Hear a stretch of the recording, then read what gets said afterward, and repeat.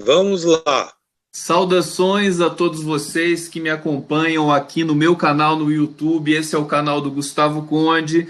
Hoje eu tenho a honra, o prazer de trazer para uma entrevista o filósofo, psicanalista, professor, historiador, grande intelectual, um dos mais importantes do país, Manuel Barros da Mota. Manuel Barros da Mota, muito feliz em falar com você. Um grande abraço. Como você está? Você está no Rio de Janeiro? Está ótimo.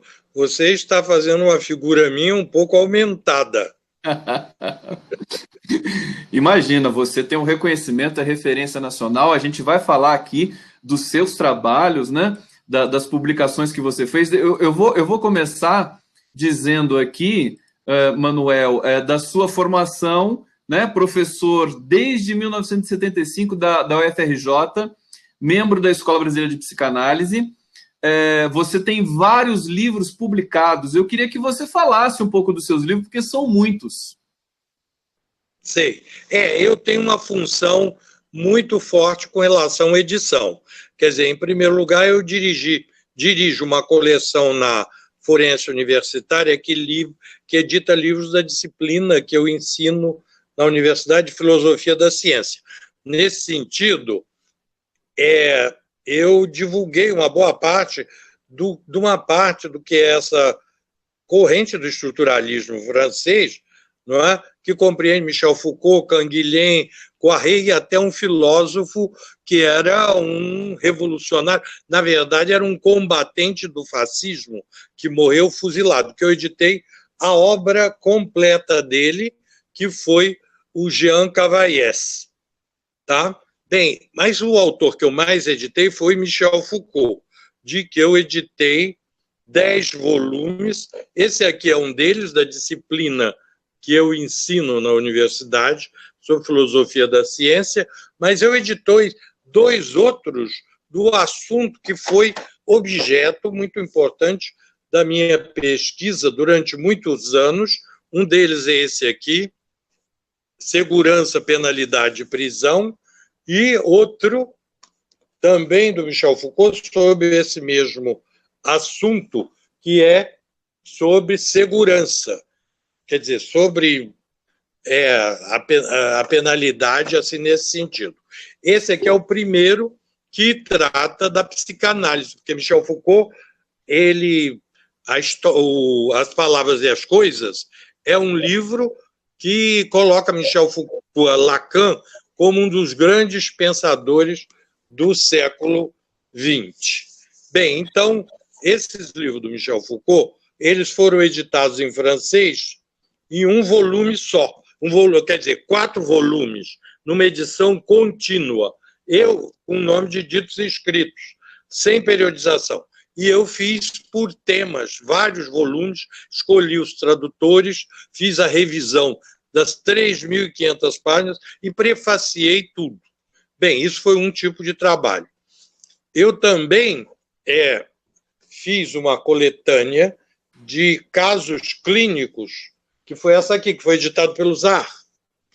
São mais de 20 casos, bem, enfim, de gente da França, da Argentina, até do Brasil, e vai por aí, e da Venezuela, até da Venezuela, porque existe a Escola do Campo Freudiano de Caracas. Aliás, com essas confusões atuais, muita gente está saindo de lá. Então, eu participei da criação da Escola do Campo Freudiano no Brasil, que é uma instituição multilateral. Quando atualmente aqui se faz essa coisa de unilateralismo à la Trump, a Associação Mundial de Psicanálise, a qual a Escola Brasileira está vinculada com outras, é uma instituição que é contra aquilo que o Le Pen, na França, ataca. Quer dizer, ela é contra essas políticas fascistas, xenofóbicas, nacionalistas.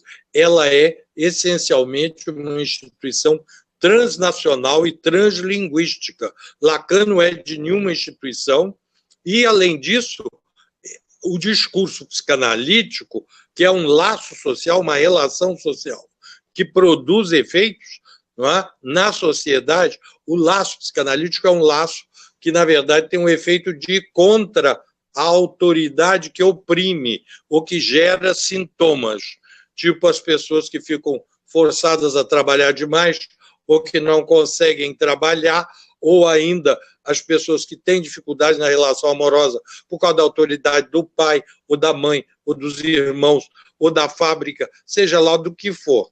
Então, a análise é um discurso que é uma conspiração contra o mestre que goza e que se apropria do esforço das pessoas. E o mestre atual é o mestre capitalista neoliberal.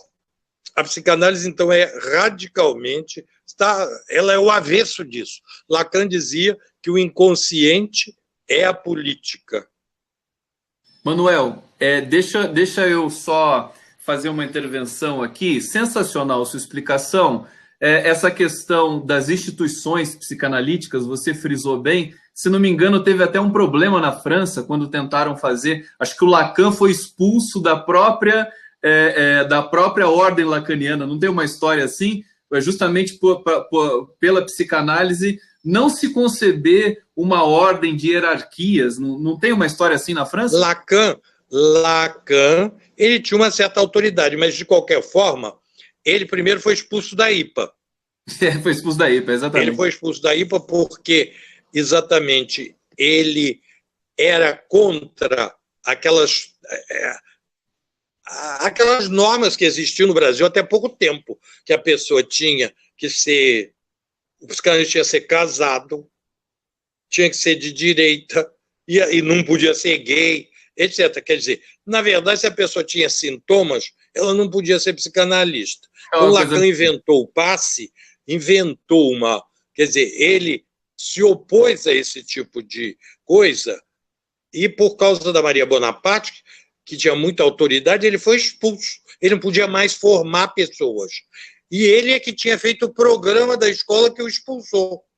Aconteceu isso. Ele foi expulso pelos alunos e que queriam se integrar no sistema que até hoje ainda está aí. Hoje, eles estudam Lacan.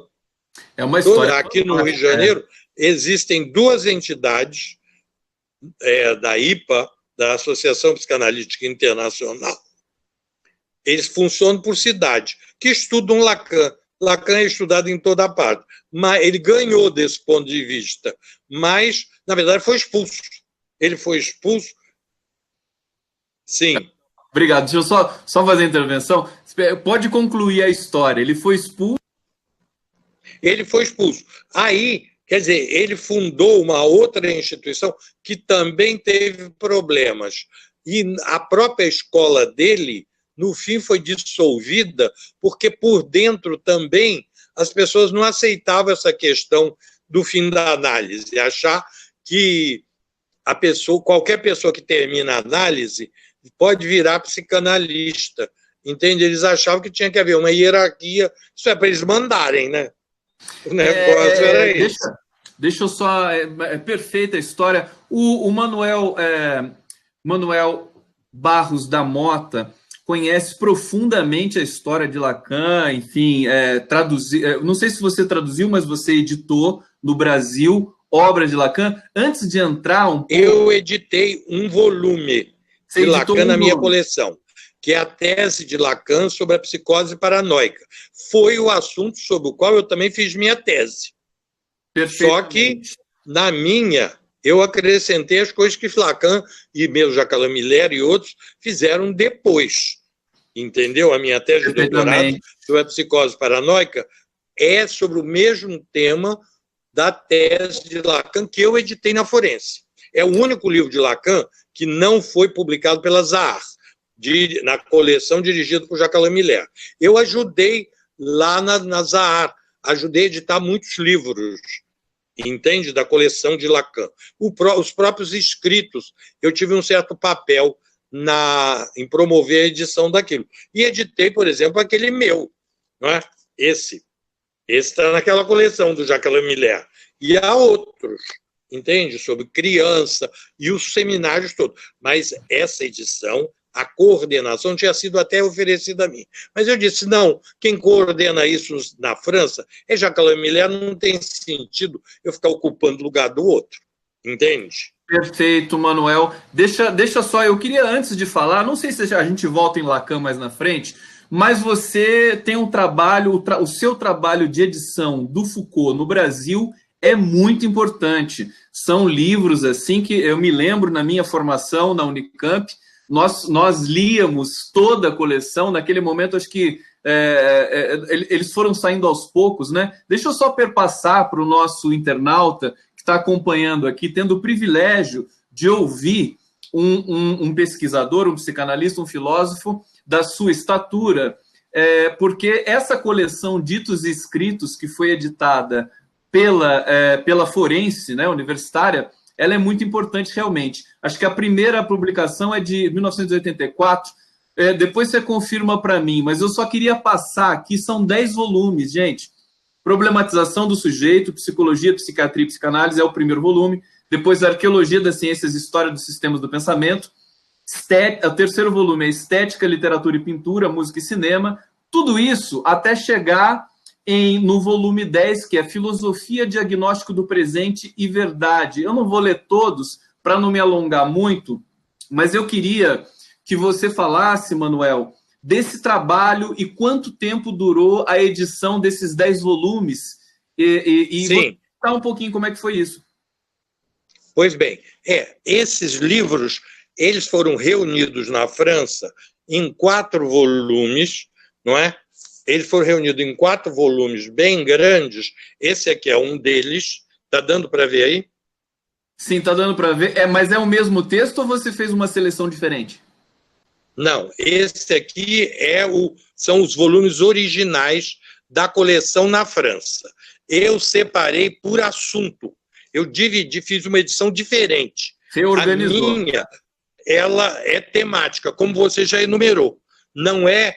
Ali é cronológico. Quem quiser saber sobre psicanálise vai ter que procurar em 3.500 páginas sem ter ordem. Não tem nenhuma coisa que oriente. A pessoa vai levar um tempo enorme futucando, procurando, etc. Eu dei temas, fiz os temas, dei título, separando, os títulos são meus. Problematização do Sujeito foi uma coisa inventada por mim e esses outros também. Essa edição começou em 1998, por aí, e acabou em 2010. Esses 10. Está entendendo? Levou bastante tempo, porque eu também fiz prefácios. Cada livro tem prefácio de 50 páginas, que eu vou explicando os temas, e atualizando também uma conexão com a psicanálise. Isso não tá dito assim, que tem uma conexão com a psicanálise nos títulos, mas eu fiz indiretamente, entende? Por exemplo, nesse primeiro, Problematização do Sujeito, é o questionamento que o Foucault faz e o estruturalismo da questão do sujeito. A ideia de que a consciência é o centro da realidade humana e que tudo gira a partir disso, desde Descartes até Husserl, que o ser consciente é tudo. Então, Lacan, quer dizer, Freud antes propôs o inconsciente. E o Foucault coloca que essa questão do inconsciente, não é? É uma questão que atravessa todo o saber das ciências humanas. E que as ciências humanas comuns, quer dizer, a psicologia, etc., elas, na verdade, não são tão científicas assim. E que o que vale é o que Lacan chama de contraciências, a psicanálise de Lacan e a antropologia de Lévi-Strauss. Essa é a ideia da tal arqueologia. Isso me faz lembrar, Manuel, de uma entrevista que o Foucault deu, não me lembro aonde, em que perguntam para ele assim, a psicanálise e o marxismo são ciência? E ele responde assim, a psicanálise e o marxismo são importantes demais para serem ciência. Sim, é um pouco, é bem por aí. É bem por aí, quer dizer, o marxismo, o Foucault coloca em continuidade com o pensamento do século XIX. O Marx, economista, que ele acha que não é tão moderno assim como Keynes, etc., que acho que tem problemas. Mas, quanto à história, o Foucault acha que o Marx fundou um discurso novo, fundamental, assim como a psicanálise. Agora, depois, quando ele fez a história da sexualidade, o Michel Foucault, ele estava querendo um pouco contestar o fato dos psicanalistas terem uma conexão com o discurso capitalista, na medida que é um trabalho que é cobrado. Ele achava um pouco, ele implicava, dizendo, não, estou alugando a orelha. Isso, Michel Foucault. Mas, na verdade, a transferência passa pelo dinheiro. Muito bem. A gente vai conversar dessa conexão aí da história com o capitalismo, do marxismo e desse processo arqueológico do Foucault. O Manuel Barros da Mota eu posso dizer que você é um dos maiores especialistas em Foucault, não sei se você gosta dessa atribuição, no Brasil. Quer dizer, a obra que você editou, os prefácios, né? Quer dizer, muita pesquisa, uma obra de muito fôlego. Eu queria dizer para você, Manuel, que a minha área de pesquisa, linguística, eu trabalho muito com Foucault. A corrente da linguística com a qual eu trabalho, que é a análise do discurso francesa, ela tem Foucault em um dos seus mais proeminentes inspiradores. Sim. Essa linha conecta com Foucault e com Lacan, sem dúvida. Eu conheço até um rapaz que eu estava orientando um pouco, que está fazendo um trabalho sobre pessoas que fazem tratamento com droga, analisando, na verdade, o discurso de estudantes, entende? O tal de Reinaldo. Bem, enfim, e ele vai nessa linha sua. Isso, da teoria dos discursos.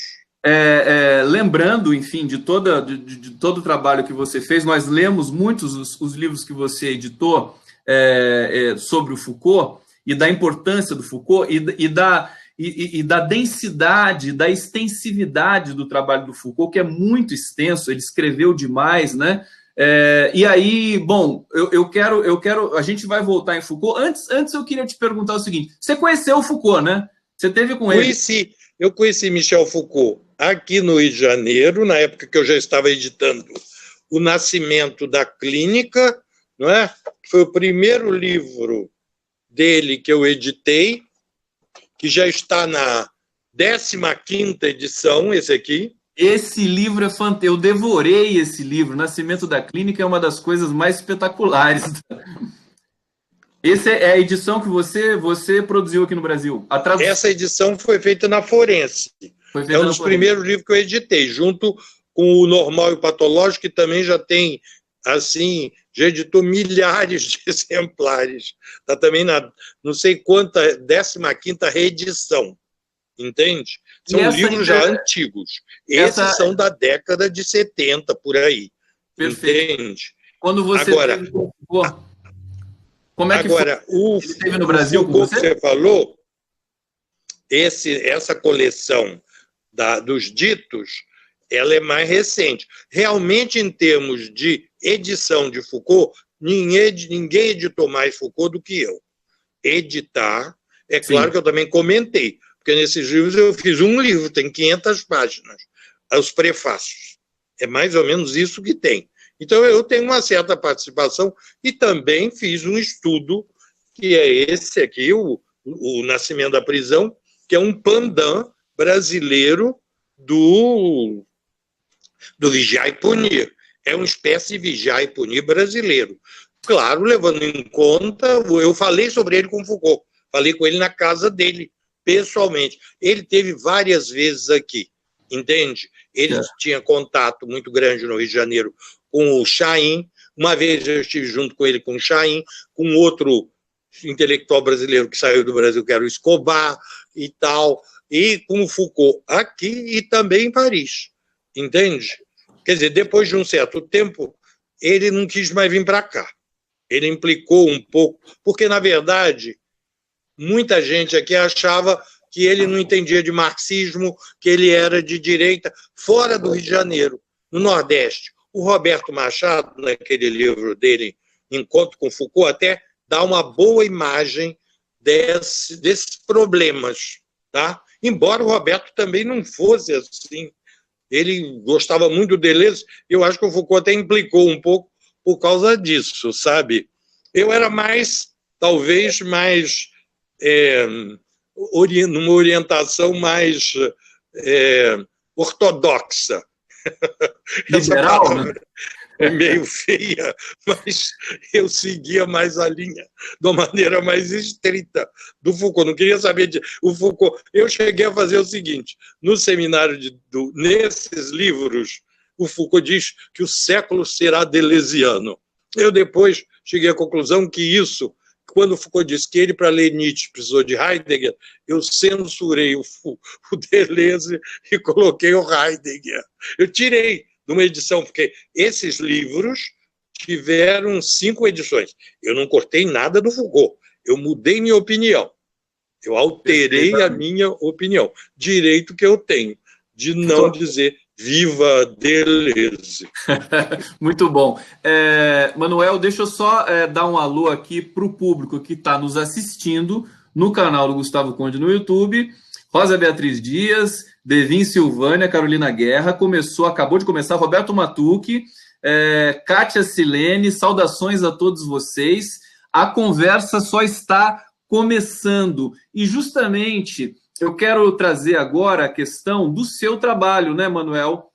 Manuel Barros da Mota, que é o trabalho que você fez aí sobre a questão prisional no Brasil. Deixa eu achar aqui as suas publicações, né? Onde é que está aqui? Crítica da Razão Punitiva, que é um livro que você escreveu. Eu queria que você contasse um pouquinho dessa elaboração desse livro, que é um livro, acho que você disse que tenta fazer tal qual Foucault fez com Vigiar e Punir com o sistema prisional brasileiro histórico. É isso mesmo? É isso. Pode ser dito assim, é claro que como a prisão tem particularidades, mas ela é alguma coisa que não nasceu aqui só. Na verdade, tem uma inspiração norte-americana. O modelo fundamental do sistema penal surgiu na Pensilvânia, em Nova York. Essa história de prender para recuperar, integrar, etc. A pena como o castigo principal da sociedade moderna é uma invenção dos Estados Unidos. E aqui mesmo, quando a prisão começou a ser montada, o primeiro diretor da Casa de Correção, quem foi? Ele tinha feito uma investigação sobre as prisões norte-americanas, e ele era um diplomata brasileiro nos Estados Unidos, que era enfim, esse penalista brasileiro que esteve lá, não é? O Miranda Falcão. O Miranda Falcão, ele veio de Nova York para vir para cá. Só que a ideia de castigo era o centro da coisa. Com trabalho, havia oficinas, etc. Foi a Casa de Correção da Corte, montada ali na saída do túnel Rebouça não, do túnel que sai do Catete, ali de... Século XIX, isso? Como? Século XIX? No século XIX. Isso começou a ser construído a partir de 1830. Foi criado o novo Código Penal, que colocava a prisão no centro do castigo, ainda com existência de pena de morte. Mas todos aqueles castigos cruéis que houveram, que foram feitos, por exemplo, na família dos Távora, de colocar ferros quentes nas pernas, abrir o estômago, colocar calor, as mais variadas formas. E depois de enforcar, depois queimar e depois jogar fora as cinzas, tudo isso que existia, que era feito com gente como, por exemplo, os judeus que vinham daqui, por exemplo, ele foi só queimado. Se é que a gente pode chamar isso de só, não é? O Antônio José, o judeu, aquele artista, ele foi levado do Brasil e queimado em Lisboa. Então, o sistema antigo de castigos, que era da legislação filipina, era aplicado no Brasil e começou a ser modificado na época de Dom João. Quando Dom João veio, acabou a tortura, que a tortura é legítima. Era o direito de fazer perguntas, se a pessoa não respondesse 3 vezes, já havia uma suspeita. A lei considerava que o suspeito já era um pouco culpado. Não havia essa teoria da prova, que é preciso provar para poder condenar. Se bem que atualmente se costuma também inventar provas, né? Tem muitas...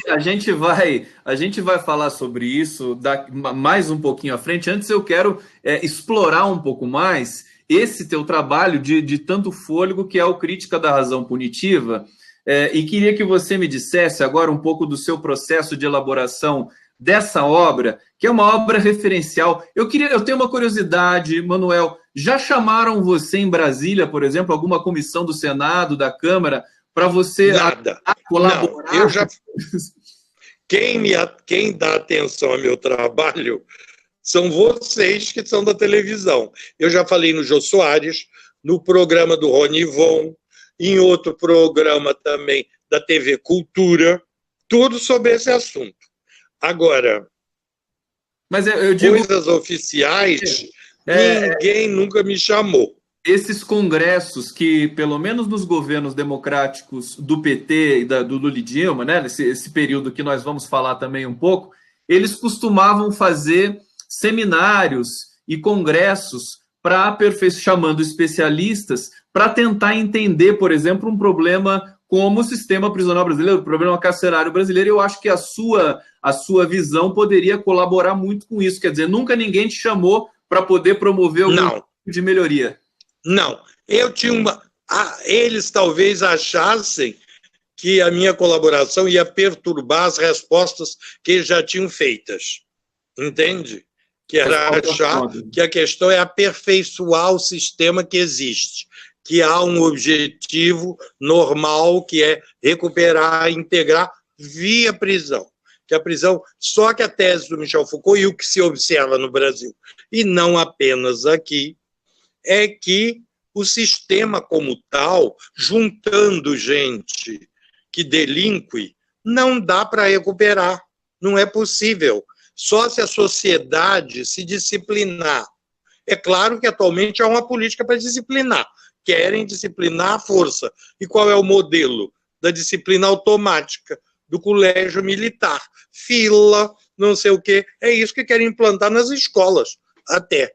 Só que aí é o fracasso do fracasso, não é? Mas a ideia... Historicamente já comprovado.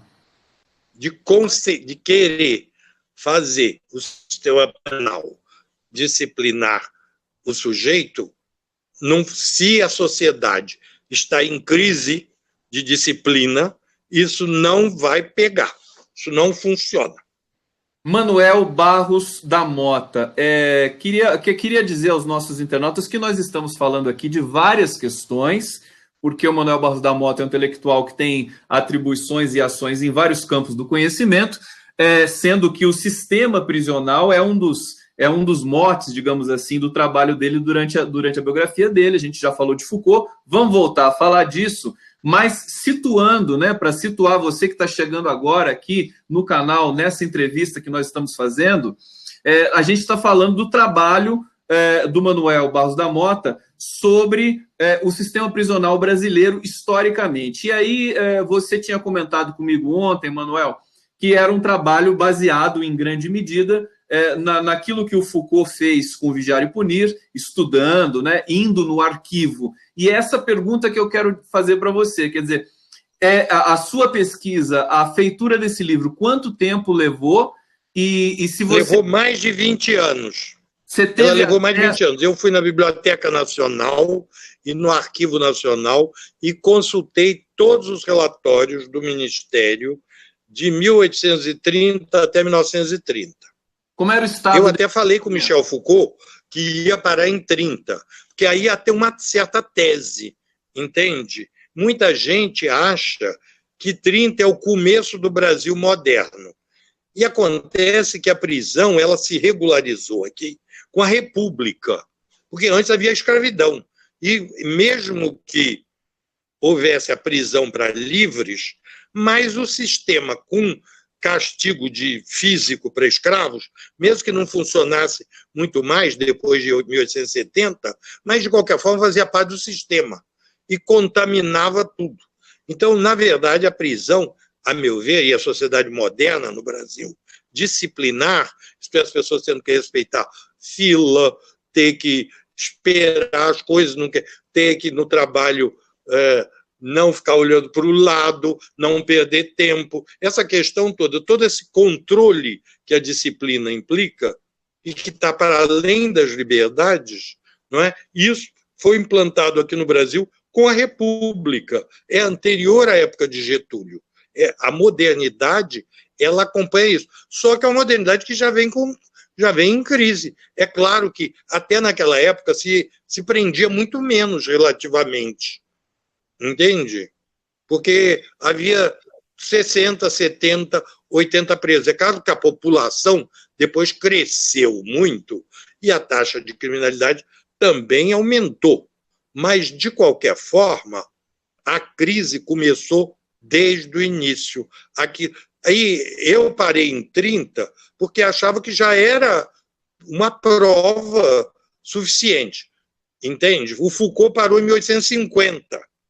O estudo dele. Na verdade, ele parou em 1848, com a Revolução de 1848. E ele toma como exemplo uma casa lá de reeducação de menores, que ele considera uma parte do que ele chama o carceral, uma rede de controles que vai além da prisão, e que, na verdade, enquanto estava todo mundo em revolta, a Revolução estava pegando fogo, lá estava uma tranquilidade total, porque a disciplina penal controlava aquela gente. É a prisão onde o Jean Genet se formou, ou essa casa de correção, cujos exemplos eu cito também aqui no Brasil, porque foi para crianças também, foi o modelo dessas formas de controle para a escola. Né? Perfeitamente. Sim. Manuel Barros da Mota, eu quero agora fazer uma transição, você falando aí desse trabalho que chegou até 1930 no Brasil, Foucault foi até 1848, sobre a questão do sistema prisional, e nós temos, eu quero dar um salto como naquele filme do Stanley Kubrick, 2001, Uma Odisseia no Espaço, né? Agora a gente dá um salto, né, para o presente, e aí eu quero muito saber a sua visão, porque o sistema carcerário brasileiro deste presente, 2019, nós estamos em 2019, é considerado um dos mais violentos do mundo. Nós temos hoje a terceira população carcerária do mundo, temos um volume de violência muito grande. Eu quero falar depois com você dos massacres de 2017, mas antes que eu chegue nesses massacres, eu queria que você comentasse o que levou o Brasil a ter um sistema prisional tão hediondo, quer dizer, tão absurdo, tão catastrófico como esse que nós temos hoje.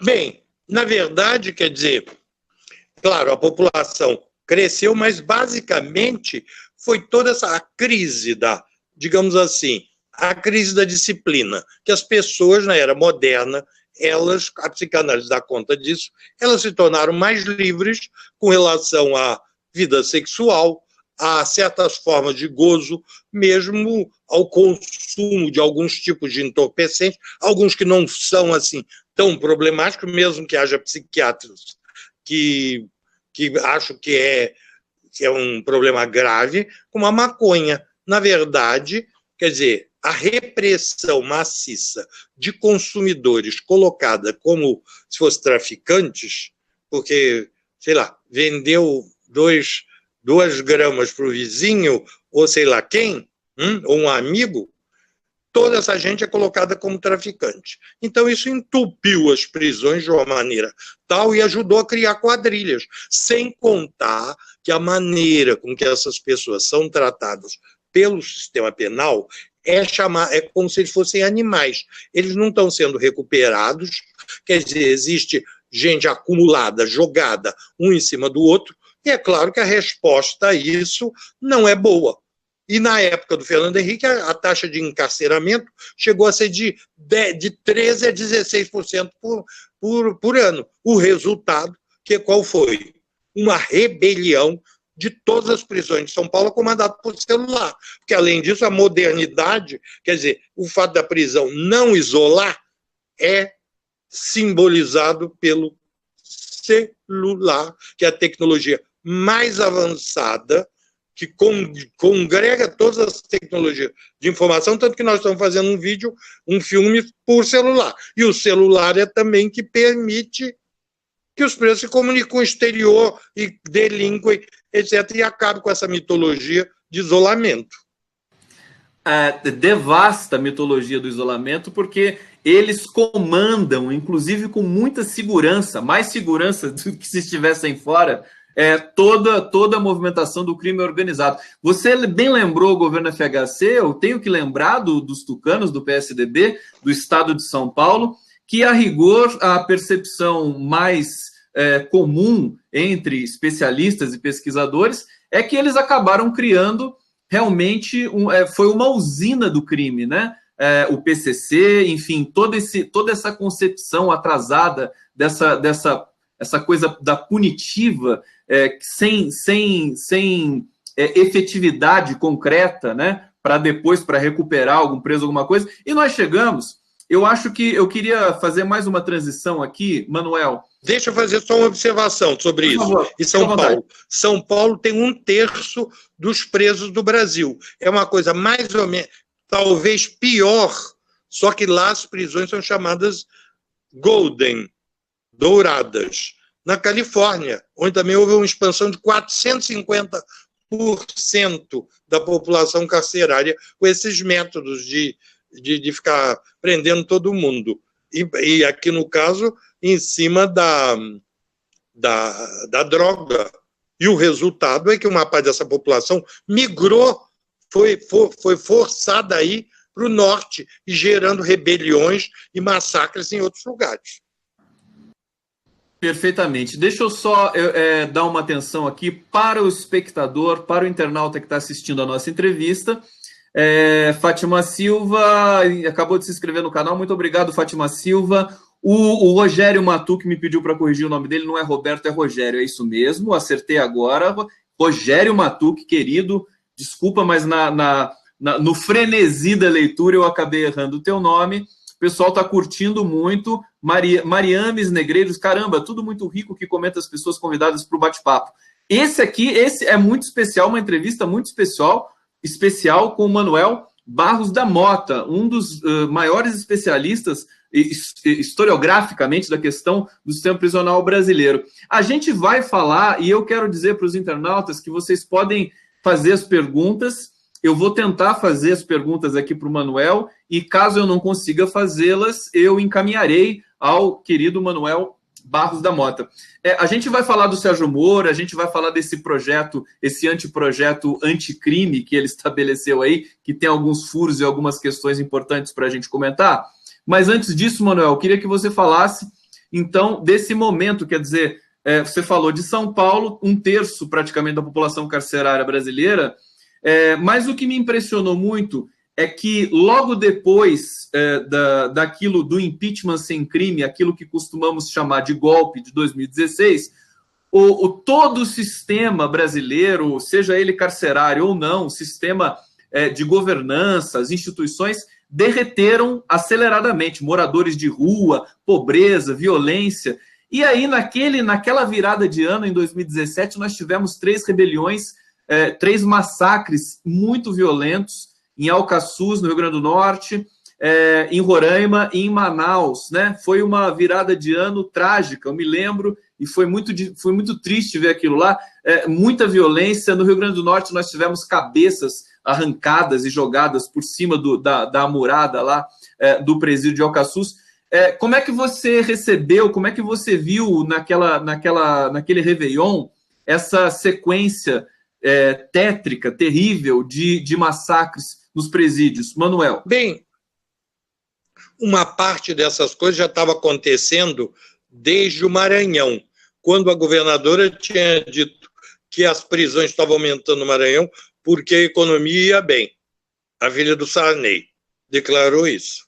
Não é? E lá, por exemplo, houve também uma pessoa que tinha roubado um pneu velho, que cortaram a cabeça. Então, esse tipo de massacre é uma consequência, digamos assim, essa resposta. Digamos, já que nós somos tratados como animais, nós vamos agir como bichos. Na verdade, não se pode considerar que essas revoltas, com esses usos desse tipo de violência, que isso seja política. Foucault considera que a organização dos presos, a exigência de direito para não ficar com frio, nem morrendo de fome, nem um em cima do outro, que os direitos dos presos, eles têm que ser manifestos por eles, de maneira organizada, eles podem ter a sua própria voz, mas têm que recorrer a vias políticas. Essas formas de ação com assassinatos são criminosas também, e não vai resolver nada. Agora, é claro que isso está associado a organização, uma organização que alguns consideram tosca, mas que é uma monstruosidade, que é fruto do sistema, que junta gente demais e pune de maneira errada. E ainda a solução que querem dar atualmente é aumentar a repressão. Não esquecem essa questão das drogas. Sobre isso não se fala. Essas normas aí do Moro, na verdade, ele, como ministro da Justiça, ignorando esse problema, ele não está cumprindo adequadamente sua função. E, além do mais, essas coisas que muitos juristas condenam de facilitar, por assim dizer, um pouco entre aspas, a ação da repressão, quer dizer, com certa licença para quem atira, na verdade, o que se vê é que morre uma quantidade enorme de gente pelo que chamam de bala perdida. Mas essas balas não são tão perdidas. Elas estão na área urbana e vão atingindo gente que circula. Essa é que é a verdade. Então, a política do Estado é uma política, nesse ponto, que fracassou. O Estado tem que tratar, tem que curar, não pode estar calcado exclusivamente na repressão. Não é possível isso. E menos ainda em inventar pena para quem não... quer dizer que ganhou dinheiro com casa que nunca teve, que era dono de sítio que nunca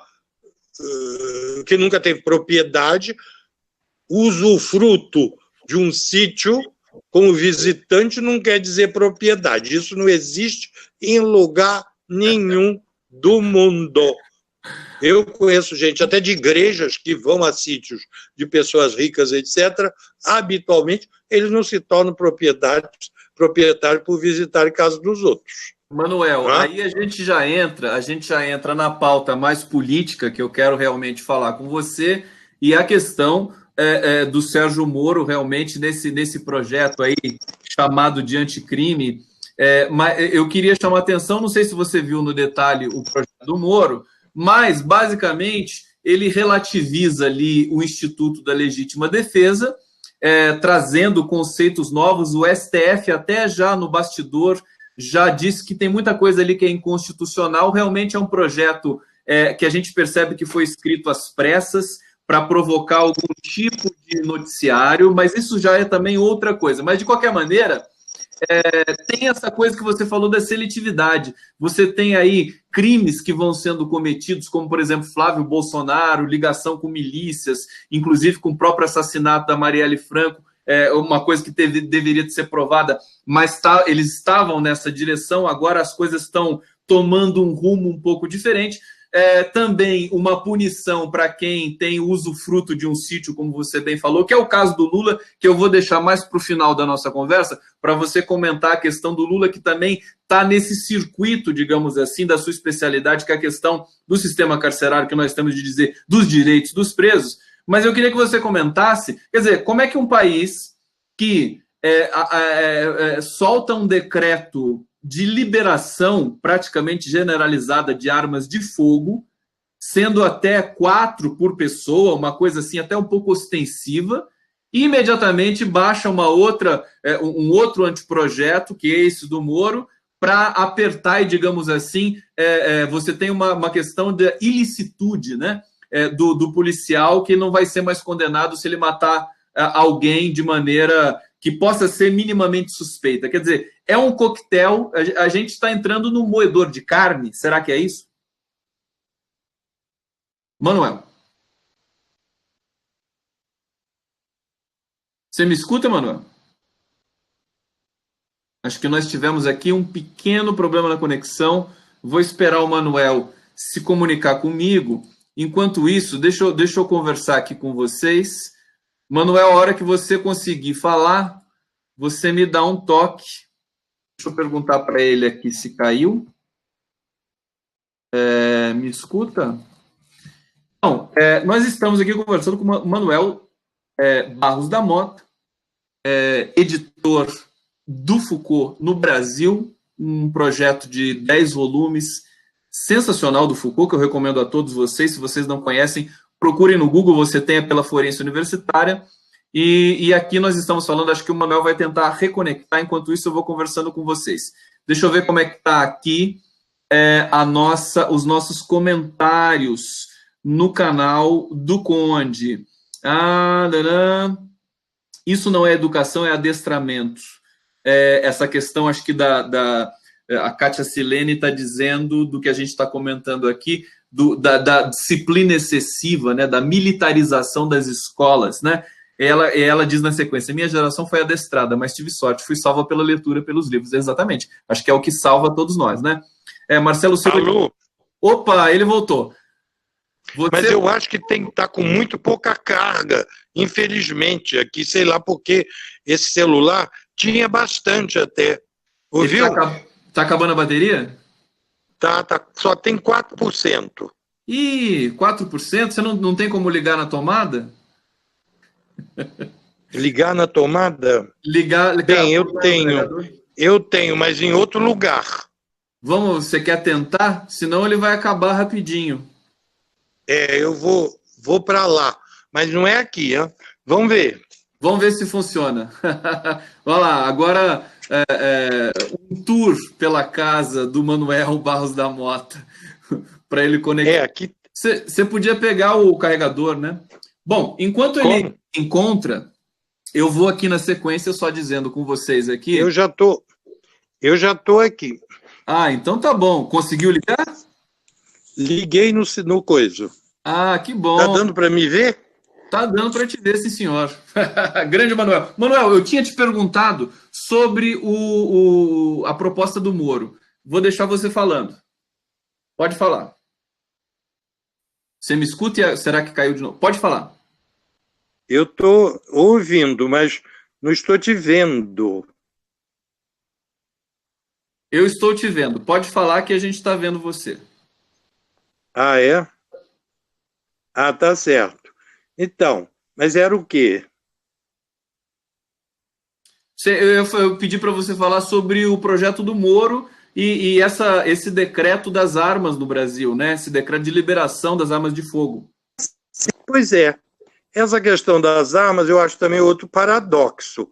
Acho que é uma posição que, na verdade, aumenta a insegurança, porque houve muitas declarações feitas pelo atual presidente da República que eram desqualificação de uma boa parte da esquerda, e a verdade é que o candidato, quer dizer, o ex-presidente da República, que seria candidato, mas estava preso, não é? Ele tinha um apoio gigantesco numa boa parte do Brasil, no Nordeste. O Haddad foi eleito lá, quer dizer, houve 47 milhões de votos de oposição. Entre essa oposição, há minorias, há negros, há gays, há uma quantidade enorme de mulheres e mesmo trabalhadores em geral, não é? E uma parte dessas declarações feriam direitos dessas pessoas. Elas podiam ser interpretadas como não sendo isso, há pessoas dizendo, não, gays têm problemas de saúde, não sei o quê, mas de qualquer forma são pessoas que têm direitos. E o resultado é que quem é insultado pode ficar contra. E mais ainda, existem pessoas nessas categorias que podem não ser totalmente, digamos assim, totalmente equilibradas. Uma parte dessa população que tem problema, todas as pessoas têm problema. Do ponto de vista psicanalítico, todo mundo delira. Nem todo mundo é psicótico no sentido de alucinar, mas delírio todo mundo tem. Então, na verdade, essas políticas feriam muita gente. O resultado foi um atentado. Essa é que é a verdade. Agora você vai ainda botar mais arma na mão de muita gente. Uma boa parte da população, 47 milhões, era contra. Não há 47 milhões de pessoas querendo matar os outros. Não é isso. Nem 1 milhão, direi eu. Mas se já houver uns 10 mil que pode ter tendências delinquentes, é preciso não esquecer que o Brasil tem 800 mil presos. Mais de 40% desses não tem nada a ver com crime de morte. É uma parte menor, mas a tendência à agressão existe, a psicose existe. Então, botar arma é, na verdade, tornar mais possível a agressão, inclusive contra o Estado. Essa é que é a verdade. Exatamente. Então, o que adianta ficar colocando 40 carros para proteger, impedir que jornalistas no Palácio possam levantar a câmera, quer dizer, transformar tudo numa relação paranoica de medo. Manuel da Mota, deixa só eu falar pedir um favor para você. A imagem realmente agora, e só falar para o internauta, daqui a pouco eu te devolvo a palavra, porque nós perdemos a imagem do Manuel. Talvez, enfim, agora a gente segue até o fim, assim, vamos ficar na rádio aqui da entrevista com o Conde. A gente escuta você muito bem, né?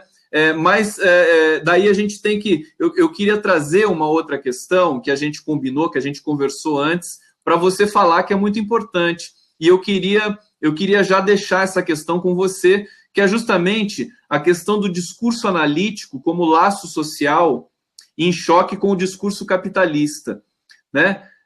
Eu queria que você falasse um pouco disso, porque daí entra nessa esfera sua da análise da pesquisa de saúde mental, que você tem aí, enfim, um trabalho nesse campo também. Você pode falar para a gente um pouquinho disso, Manuel? Não. Bem, o discurso analítico, Lacan considera que a psicanálise é um discurso. Só que o discurso, para ele, não é fala, não é blá, blá, blá. Discurso, para Lacan, é um laço social. Quer dizer, tem um mestre ou um senhor que dá ordens, tem alguém que recebe essas ordens, que produz alguma coisa como efeito disso, que é apropriado por quem manda, não é? Na fábrica, diz, trabalhe, mas para dizer trabalhar, quando no contrato, o patrão não vai dizer cada dia a pessoa que ele tem que trabalhar. Ele tem que estar lá no lugar naquela hora, porque isso já tem uma coisa escrita que estabelece esse laço para milhares de pessoas, não é? Então, o laço social, o laço do capitalismo no trabalho é esse. Mas isso não só nisso, na escola existe também a autoridade. O professor, na verdade, o discurso universitário não é o discurso do professor que manda. Quem manda são os programas, é o saber estabelecido. A psicanálise é um outro discurso, é um discurso que subverte, ela não é um discurso revolucionário, é subversivo. Ela admite a existência do mestre, mas ela desautoriza o que ele faz no que torna uma saída para ele. Não é uma saída de massa tipo socialismo, é uma saída 1 a 1 de cada um para não sofrer os efeitos da autoridade que faz a pessoa trabalhar demais ou não poder namorar direito, ficar com o fantasma de que o pai está observando ou que o pai vai morrer se for namorar, coisas desse gênero. Quer dizer, o discurso analítico, na sessão, ele faz com que os significantes, quer dizer, aquelas palavras que perturbam, que torturam a pessoa, que aquilo deixe de funcionar. Então, ele é um discurso liberador nesse sentido e subversivo dessa ordem instaurada pelo sistema capitalista. Perfeitamente. Manuel Barros da Mota, eu vou ver aqui mais um pequeno item do nosso roteiro. Eu queria que falasse, agora que a gente está só com o som, mas dá para a gente finalizar, eu queria que você falasse um pouco dessa questão do Lula agora, né? Do quê? Do Lula, o ex-presidente Lula, né? Sim. O presidente Lula está numa situação, enfim, muito problemática diante do mundo todo. Ele pode, inclusive, ganhar o Prêmio Nobel da Paz, tá com uma força política muito grande no exterior e no Brasil também. E aqui nós temos esse circuito da perseguição do lawfare.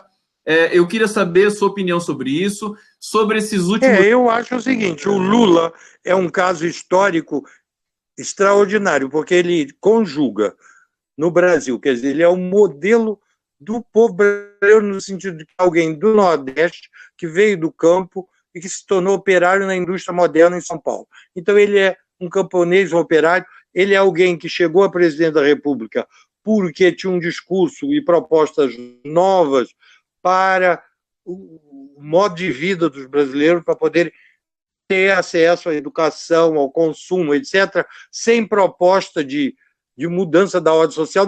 Não é um discurso pós-comunista, que o Partido Comunista foi integrado aqui, o pessoal do PC mudou de sigla, virou PPS, e estava associado a Fernando Henrique. Aqui, quer dizer, é uma espécie de delírio essa história de comunismo associado ao PT, não é? Não, é um partido que está ligado ao trabalho. Aliás, numa época que acabaram com o Ministério do Trabalho, foi criado por Getúlio, isso não existe em lugar nenhum do mundo. Na verdade, é uma proposta impotente, porque isso vai acabar, vai chegar um dia que isso não vai mais ser aceito, porque não é possível, não existe isso em país civilizado. Então, o Lula é alguém que é mais, quer dizer, um pós-Mandela também. O Mandela, ele se tornou um herói preso. O Lula prenderam ele depois de já ter feito um grande trabalho, um trabalho importantíssimo, e que ele poderia ainda ajudar o povo brasileiro. O povo reconhecia isto, não é? Alô? Eu estou te ouvindo bem, estamos todos... Então, na verdade, é uma aberração essa história toda, não é? É uma aberração que só a mobilização vai poder mudar. Porque, na verdade, quer dizer, colocar essa autoridade de Curitiba no Ministério da Justiça foi uma manobra para tentar criminalizar, não é? E tentar transformar isso na grande solução para o Brasil. Na verdade, quer dizer, o povo, a proposta, o povo, é claro, está insatisfeito com a taxa de violência que existe, mas, na verdade, querer resolver isso por uma ideia de disciplina que é antiga, que não leva em conta esses modos de gozo atuais, entende? Isso não dá certo. A população vai acabar descobrindo também, porque com todas essas coisas que apareceram aí com relação a todas essas irregularidades que são feitas pelos políticos e até na família do presidente, como estava aparecendo, não é? Eu não tenho uma ideia precisa de todas as responsabilidades que estão nesse caso, não é? Aí desse Flávio Bolsonaro. Mas, de qualquer forma, é uma coisa que se vê que o sistema político como tal, ele está atravessado por N formas de corrupção mesmo. O JBS tinha comprado mais de 1.900 políticos, havia práticas que eram absolutamente comuns, mas o Lula é, nesse caso, uma exceção, porque, na verdade, ele não tem dinheiro fora, etc. Quer dizer, são coisas assim absurdas. Não é? Ele está totalmente fora desse circuito, e é justamente por isso que ele tem sido tão massacrado e perseguido. Manuel, você quer concluir, por favor? Quando ele esteve no Congresso, ele esteve por lá e ele ficou escandalizado com o que havia, né? E depois não queria nem mais voltar para o Congresso. Eu acabaria com isso. Ele ficou chocado com o que havia.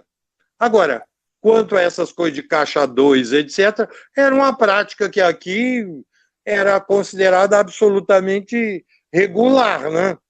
Quer dizer, porque, na verdade, a lei não é só o que proíbe, é também o que deixa funcionar pelos lados, pelos meios caminhos, no interior do sistema punitivo, etc., existe também aquilo que é consentido, aquilo que funciona apesar da lei, e com lei e tudo. Essa que é a verdade. E que favorece uns e desfavorece outros. E é isso que se vê aí, não é? E a coisa vai muito mais longe no caso do Lula, que eu acho mais espantoso essa história. Morreu o irmão, não tem condições de ter segurança. É uma piada, não é? Pois é, de mau gosto. Manuel Barros da Mota, eu vou pedir para você, a gente vai encaminhando aqui para o final da nossa entrevista.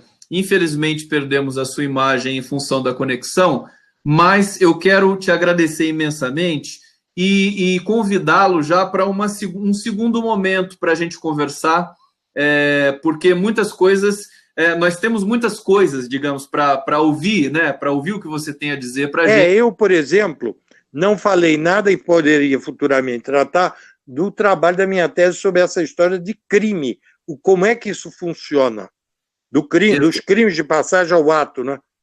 Exatamente. Então, por isso que eu estou dizendo que, na verdade, esse aqui é só o primeiro programa. A gente vai agendar o mais breve possível, porque conversar com você, além de ser uma grande honra, é um grande prazer. Os nossos internautas aqui estão bastante felizes com o nosso papo. E aí eu vou devolver a palavra para você para fazer as considerações finais e a gente encerrar esse papo aqui. Eu gostaria também de agradecer a você e vejo que você sabe captar assim perfeitamente o que o seu interlocutor está formulando, você até ajuda a esclarecer, você lança as questões, mas você também retoma os pontos de vista que são mais importantes, você esclarece, amplia, e pela abordagem assim, multilateral, vamos dizer assim, você leva a coisa longe. Porque eu tenho uma tendência também um pouco a dar umas devagadas. Muito bom. Eu quero agradecer, então, muitíssimo a você. Um grande abraço. Um grande abraço, Manuel Barros da Mota. Essa entrevista vai ao ar depois pela TV 247. Eu agradeço a todos vocês que acompanharam aqui até esse momento a entrevista com o filósofo, psicanalista, professor, pesquisador Manuel Barros da Mota. Um grande abraço e até a próxima. Valeu.